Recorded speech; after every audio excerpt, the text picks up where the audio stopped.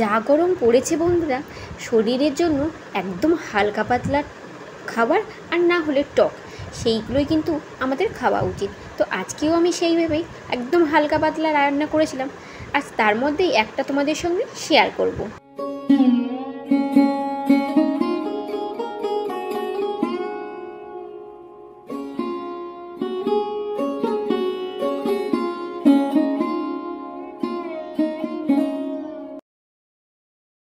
Hello বন্ধুরা, কেমন আছো সবাই? আমি প্রমিলা, আমার নতুন একটা ভিডিওতে তোমাদের সবাইকে অনেক অনেক স্বাগত জানাই। আগেই যেমন বললাম, প্রচণ্ড গরম পড়েছে, আর গরমকালে একদম হালকা পাতলা খাবার কিন্তু আমাদের শরীরের জন্য খুব ভালো। তাই আজকে আমি রান্না করছিলাম তেলাপিয়া মাছ, সজনে ডাঁটা, টমেটো দিয়ে একদম হালকা পাতলা রান্না।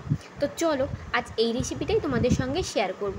তার জন্য প্রথমেই দেখলে আলু, সজনে ডাঁটা আর টমেটো নিয়েছিলাম, আর মাছ রেখেছিলাম নুন মাখিয়ে। আলুগুলোকে এরকম আর ডাঁটাগুলোকে এরকম করে কেটেছিলাম, আর নিয়েছিলাম শুধুমাত্র পেঁয়াজ আর জিরে বাটা। ওটা আমি অলরেডি মিক্সিতে পিষে করে নিয়েছিলাম। তো এবার দেখো, কড়া কিন্তু অলরেডি বসিয়ে দিয়েছি, আর কড়াইতে তেলও গরম করতে দিয়ে দিলাম। এবার এক এক করে মাছগুলো হালকা করে ভেজে নেব। আমি বেসিক্যালি যখন দিনের দিন রান্না করি মাছ, তখন কিন্তু মাছ খুব একটা কড়া করে রান্না করি না। সে টক হোক বা ঝোল হোক, যাই রান্না করি না কেন, একদম কিন্তু জাস্ট হালকাভাবে ভেজে নিই। এবার দেখো, তেলের মধ্যে কিন্তু আমি হলুদ দিয়েছি। হলুদটা মাছে দিইনি, তাই কিন্তু আমি এখনই দিয়ে দিলাম। আমি সবসময় কিন্তু মাছে হলুদটা মাখিয়ে রাখি না, মাঝে মধ্যে মাখিয়ে রাখি, আবার মাঝে মধ্যে কিন্তু এরকম তরকারিতেই মানে মাছ ভাজতে দিলেই কিন্তু হলুদটা দিয়ে দিই। তো এবার দেখো, এক এক করে আমি মাছগুলোকে ভেজে নেব। আসলে আমাদের কলকাতাতে যে হারে গরম পড়া শুরু করেছে, তার জন্য সকালবেলা কিন্তু সবাই অনেকেই করে কি ডিটক্স ওয়াটার বানিয়ে রাখে। তবে আমার এখন আর বানানো হয় না। আমি আরও ইচ্ছে আছে ডিটক্স ওয়াটার বানিয়ে খাবার। ডিটক্স ওয়াটার কি সেটা তো তোমরা অনেকেই হয়তো জানো। আবার এই ডিটক্স ওয়াটার কেমন করে বানাতে হয় তোমরা যদি জানতে চাও, অবশ্যই আমাকে কমেন্ট করে জানিও। আমি তার একটা রেসিপি তোমাদের সঙ্গে শেয়ার করব। আর অ্যাকচুয়ালি এই সময় কিন্তু আমরা প্রচুর পরিমাণে দইটাও ফেভার করি। আর আমার ছেলেমেয়ে কিন্তু টক দইটা বেশি পছন্দ করে। একদমই কিন্তু মিষ্টি দই খেতে যেও না, গরমকালে মিষ্টি দই কিন্তু খুব খারাপ করে। তো যাই হোক, এই দেখো আমার কিন্তু মাছ ভাজাটা মোটামুটি শেষের দিকে। এবার আমি কিন্তু মাছটা ভাজা তুলে নেব। জানো তো বন্ধুরা, যেদিনকে আমি ধরো ঝোল করি, সেদিনকে কিন্তু দইয়ের রায়তা বানিয়ে নিই, যাতে টকের ছোঁয়াটা থাকে। আর টক কিন্তু শরীরের জন্য আমাদের মানে শরীরটাকে ঠান্ডা রাখে।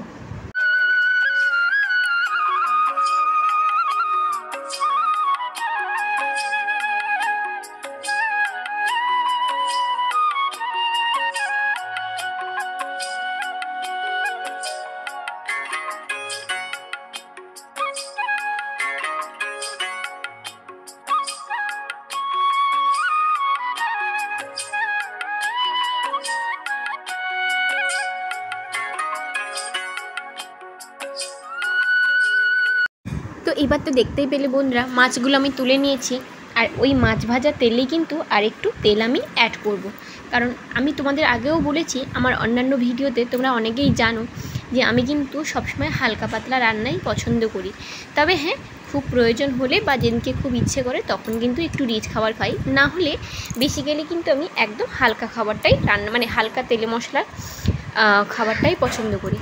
তো যাই হোক, দেখতেই পেলে আমি কিন্তু কড়াই আর একটু তেল দিয়েছিলাম। এবার একটু কালো জিরে দিয়ে দিলাম, আর সঙ্গে একটা কাঁচা লঙ্কা দিয়ে দেবো। এই যে আগে বলেছি, ছেলে আমার লঙ্কা খুব একটা মানে খেতে পারে না, বাচ্চা যেহেতু, আর বাচ্চাদের খুব একটা লঙ্কা দেওয়াটা ঠিক না। তো দেখো, এইটাকে একটু হালকা ভেজে নেব, জাস্ট কাঁচা লঙ্কার একটা স্মেল ছেড়ে যাবে, তখনই কিন্তু আমি সবজিগুলো এক এক করে দিয়ে দেব। এই যে টমেটো, সজনে ডাঁটা আর আলু, এগুলো সবগুলো কিন্তু আমি দিয়ে দেবো।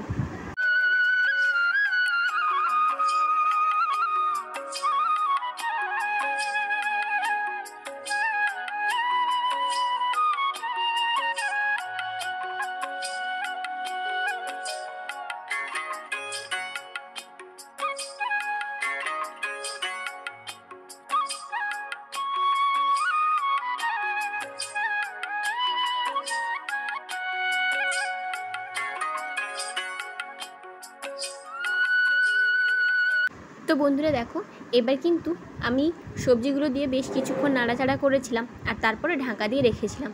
আর ঢাকা তুলে আরও কিছুক্ষণ নাড়াচাড়া করব, দিলে তখন দেখবে টমেটোগুলো একটু মজে যাবে বা আলুগুলোও কিন্তু মজে যাবে।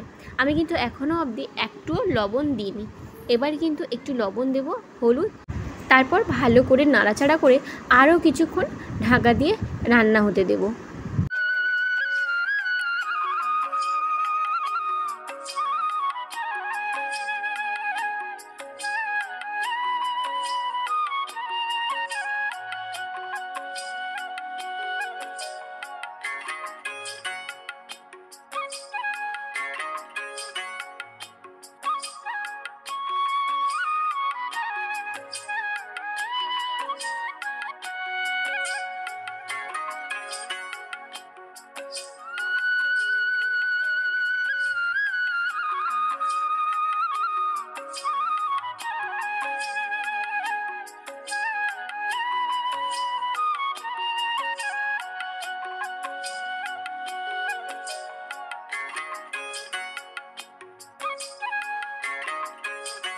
তো বন্ধুরা, তোমরা নিশ্চয়ই খেয়াল করেছো আমি রান্নাটাতে কিন্তু কোনো রকমের শুকনো লঙ্কা ইউজ করিনি, কারণ ওই যে কাঁচা লঙ্কা দিলে শুকনো লঙ্কার খুব একটা প্রয়োজন পড়ে না।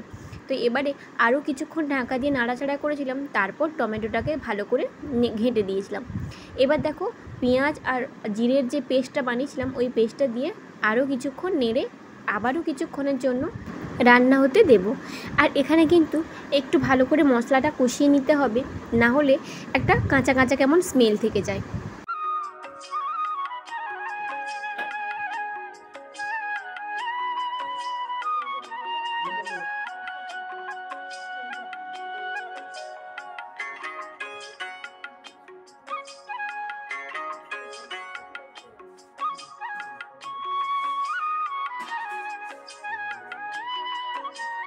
তো এবার দেখো, আমি কিন্তু মশলাতে মানে সবজিতে একটু জল দিয়ে দিয়েছি। এবার আরেকটুখানি নাড়াচাড়া করে পরিমাণ মতন জল দিয়ে সবজিগুলোকে সেদ্ধ হতে দিয়ে দিব। আর তারপর কিন্তু মাছ দিয়ে আরও কিছুক্ষণ ভালো করে ফুটিয়ে নেব। দেখতেই পাচ্ছ বন্ধুরা, রান্নাটা আমার কতটা সিম্পল কিন্তু টেস্টি দারুণ হয়। তোমাদের কাছে রিকোয়েস্ট থাকবে, যদি ভিডিওটা ভালো লাগে তাহলে অবশ্যই লাইক, কমেন্ট, আর চ্যানেলে নতুন হয়ে থাকলে চ্যানেলটাতে সাবস্ক্রাইব করতে একদমই ভুলো না। আর পাশে থাকা বেল আইকনটা প্রেস করতে কিন্তু একদম ভুলো না। তো যাই হোক, দেখো রান্নাটা কিন্তু আমার অলমোস্ট শেষের দিকে। এই যে জল দিয়ে দিলাম, এবার কিছুক্ষণ ভালো করে ফুটিয়ে মাছ দিয়ে আরও কিছুক্ষণ ফুটিয়ে নিলেই আমার কিন্তু রান্না কমপ্লিট হয়ে যাবে। তো তোমরা পুরো ভিডিওটা দেখতে থাকো, আশা করি ভালো লাগবে। গরমকালে এরকম হালকা পাতলা রান্না কিন্তু আমাদের সবার শরীরের জন্য কিন্তু খুবই উপকারী।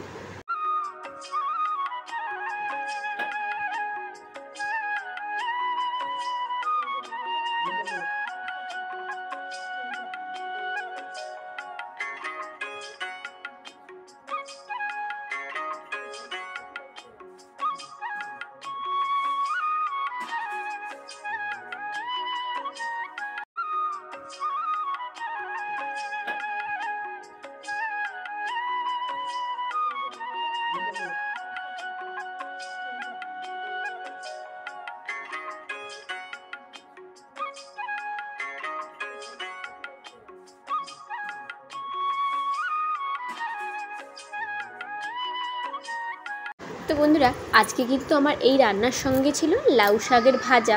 লাউ শাকের ভাজাটা আমার কিন্তু হয়েই গেছিলো। তো তোমাদের সঙ্গে এই রান্নাটা শেয়ার করাই ছিল, তাই এইটাই তোমাদের সঙ্গে শেয়ার করলাম। লাউ পাতা কিন্তু আমাদের শরীরের জন্য ভালো। তো দেখো, আমার কিন্তু রান্নাটা একদম কমপ্লিট। আজকের ভিডিওটা কেমন লাগলো অবশ্যই কিন্তু আমাকে কমেন্ট করে জানিও। দেখা হচ্ছে তোমাদের সঙ্গে পরের কোনো ভিডিওতে। ততক্ষণ সবাই খুব ভালো থেকো, সুস্থ থেকো।